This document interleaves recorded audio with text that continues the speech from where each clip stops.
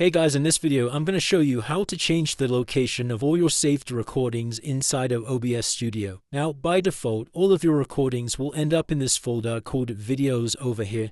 As you can see, this is all of my past recordings. Now to change this location, what we need to do is head over to OBS Studio. And we're going to head into Settings in the bottom right hand side. From this navigation on the left, select Output, and down here inside of Recording, you can see we have this recording path and it's currently set to videos. Now to change this is very simple. Just go ahead and select Browse and select the new folder where we want these videos to be saved to. Click on Select Folder, and as you can see, this has now changed the directory, and we can simply press Apply and OK. If you have the advanced mode set here, then you can find this inside of the Recording tab. And once again, just change the recording path from here. And once we've pressed Apply and OK, that would have now saved the location of our recordings inside of OBS. If you did find this video useful, then please consider dropping a like and subscribing. Until next time.